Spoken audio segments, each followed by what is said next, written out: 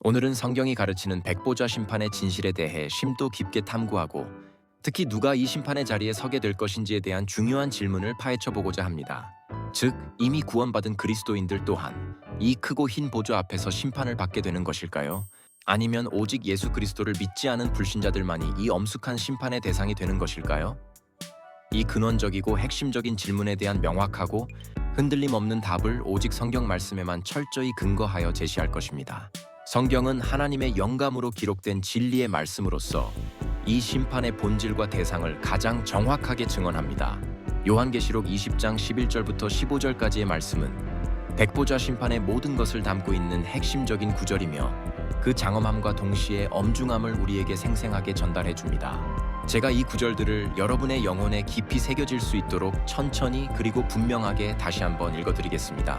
또 내가 크고 흰 보좌와 그 위에 앉으신 이를 보니 땅과 하늘이 그 앞에서 피하여 간 데 없더라.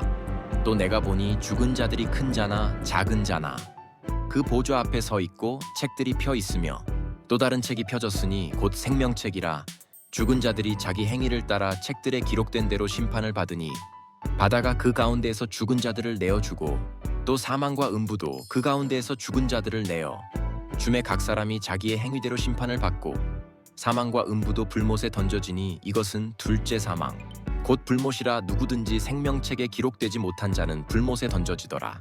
이 계시의 말씀을 통해 우리는 백보자 심판이 단순히 하나의 사건이 아니라 모든 인류의 역사를 종결짓는 최후이자 궁극적인 심판의 자리임을 분명히 깨달을 수 있습니다. 여기서 중요한 것은 이 심판의 대상이 과연 누구인가 하는 것입니다. 성경은 이 백보자 심판의 대상이 오직 불신자들 뿐임을 매우 명확하고 단호하게 선언하고 있습니다. 여기서 언급된 죽은 자들이라는 표현은 문자적으로 육체적인 죽음을 경험한 자들 뿐만 아니라 영적으로 하나님과의 관계가 끊어져 죽은 상태에 있는 모든 사람들, 즉 예수 그리스도를 개인의 구주로 영접하지 않고 그분의 십자가 보혈의 공로를 믿지 않아 구원받지 못한 모든 인류를 총체적으로 의미합니다. 이들은 인류 역사상 존재했던 모든 시대의 불신자들을 포함하며 크든 작든 신분이 높든 낮든 상관없이 모두가 예외 없이 사망과 음부라는 죽음의 영역에서 다시금 영적인 몸으로 부활하여 이 엄숙한 심판대 앞에 서게 될 것입니다. 그들의 이름이 영원한 생명의 목록인 생명책에 단 한 글자라도 기록되어 있지 않다면 그들은 예외 없이 영원한 고통과 분리의 장소인 불못에 던져질 것입니다. 이 불못에 던져지는 것은 성경이 둘째 사망이라고 일컫는 영원한 단절을 의미합니다. 그렇다면 이 심오하고 엄중한 백보자 심판의 자리에서 그리스도인들, 즉 예수 그리스도를 구주로 믿고 죄 사함을 받은 사람들도 과연 예외 없이 심판을 받게 되는 것일까요? 성경은 이에 대해 단호하게 아니오라고 대답합니다.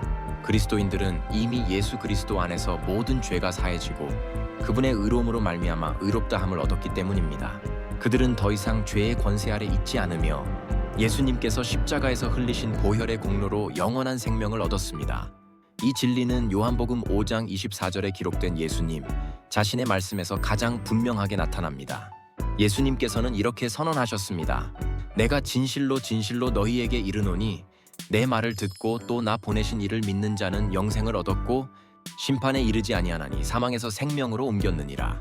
이 말씀은 믿음으로 구원받은 자들은 단순히 심판을 유예받는 것이 아니라 아예 심판의 과정 자체에 이르지 않음을 분명히 밝히고 있습니다.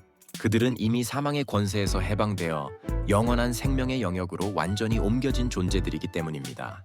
그렇다고 해서 그리스도인들이 전혀 어떤 형태의 평가나 책임을 면제받는다는 의미는 아닙니다. 우리는 그리스도인들에게는 백보자 심판과는 성격이 전혀 다른 또 하나의 심판, 바로 그리스도의 심판대 혹은 베마 심판이 있음을 성경을 통해 알 수 있습니다. 이 심판은 고린도전서 3장 12절부터 15절까지의 말씀에 매우 상세하게 묘사되어 있습니다. 만일 누구든지 금이나 은이나 보석이나 나무나 풀이나 지푸로 이 터 위에 세우면 각 사람의 공적이 나타날 터인데 그 날이 불로써 나타내고 그 불이 각 사람의 공적이 어떠한 것을 시험할 것임이라. 만일 누구든지 그 위에 세운 공적이 그대로 있으면 상을 받고 누구든지 그 공적이 불타면 해를 받으리니 그러나 자신은 구원을 받되 불 가운데에서 받은 것 같으리라. 이 구절이 설명하는 그리스도의 심판대는 백보자 심판처럼 구원의 여부를 결정하는 심판이 결코 아닙니다. 오히려 이 심판은 믿는 자들이 예수 그리스도를 영접한 이후의 삶, 즉 그들의 신앙생활과 봉사, 충성, 희생, 그리고 하나님을 향한 사랑과 이웃을 향한 섬김 등 그들이 그리스도 안에서 행했던 모든 공적과 수고에 대한 평가와 보상에 관한 심판입니다. 마치 운동 경기의 승리자가 시상대범에 서서 상을 받는 것과 유사합니다. 비록 어떤 믿는 자의 공적이 나무나 풀이나 집처럼 불에 타 없어질 만큼 가치 없는 것으로 드러난다 할지라도 그 사람 자체의 구원은 흔들리지 않습니다. 성경은 그가 마치 불 가운데에서 간신히 구원을 받은 것과 같다고 비유적으로 표현하여 행위의 평가와 구원의 확신이 별개임을 강조하고 있습니다.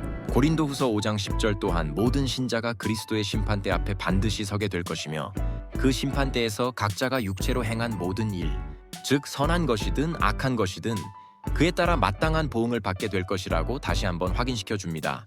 이 심판의 궁극적인 목적은 믿음으로 얻은 구원을 결정하는 것이 아니라 그리스도인들의 지상에서의 삶의 태도와 하나님을 향한 충성도를 평가하고 그에 합당한 상급을 주어 영광스러운 영원한 삶 속에서 더 큰 기쁨과 책임을 부여하기 위함입니다. 로마서 14장 10절도 우리가 다 하나님의 심판대 앞에 서리라고 선언하며 이는 믿는 자들의 삶의 질과 그들의 영적인 열매를 평가하는 심판의 존재를 다시금 확증합니다. 결론적으로 백보자 심판은 예수 그리스도를 믿지 않고 생명책에 이름이 기록되지 않은 모든 불신자들을 위한 최후의 심판대입니다. 이 심판에서 그들은 자신들의 행위에 따라 영원한 형벌, 즉 둘째 사망인 불못에 던져지는 비극적인 결과를 맞이하게 될 것입니다. 반면에 예수 그리스도를 믿음으로 구원받은 그리스도인들은 백보자 심판을 면제받고 대신 그리스도의 심판대 앞에서 그들의 믿음의 행위에 따라 상급을 받거나 혹은 상급을 잃게 될 수는 있지만 그들의 영원한 구원은 절대적으로 확고합니다. 마태복음 25장 41절의 말씀은 이러한 심판의 본질을 더욱 분명히 합니다. 예수님께서는 거기서 영원한 불이 애초에 마귀와 그 사자들을 위하여 예비된 것이라고 명시하셨습니다. 이는 하나님의 공의로운 심판이 단지 인간의 죄에 대한 형벌일 뿐만 아니라 근본적으로는 악의 세력을 심판하고 제거하려는 하나님의 원대한 계획의 일부임을 보여줍니다. 백보자 심판은 하나님의 절대적인 공의가 완전하게 실현되는 장엄하고도 엄숙한 때입니다. 하나님은 모든 사람을 그들의 삶의 기록과 행위에 따라 지극히 공정하고 정확하게 심판하실 것이며 그들의 이름이 영원한 생명의 목록인 생명책에 기록되었는지 여부가 그들의 영원한 운명을 최종적으로 결정할 것입니다. 요한계시록 20장 13절은 바다가 그 가운데에서 죽은 자들을 내어주고 또 사망과 음부도 그 가운데에서 죽은 자들을 내어주매 각 사람이 자기의 행위대로 심판을 받는다고 기록함으로써 불신자들에게는 회개하고 예수 그리스도를 영접하여 생명책에 자신들의 이름이 반드시 기록되도록 촉구하는 매우 강력하고 엄중한 경고의 메시지를 던집니다. 이 메시지는 오늘날을 살아가는 우리에게도 동일하게 적용됩니다. 그러므로 백보자 심판은 하나님의 공의로우신 심판을 명백히 보여주는 최종적인 심판의 자리이며 동시에 예수 그리스도를 믿는 자들에게는 어떠한 정죄함도 없이 영원한 생명과 영광으로 나아갈 수 있음을 확증하는 은혜로운 약속입니다.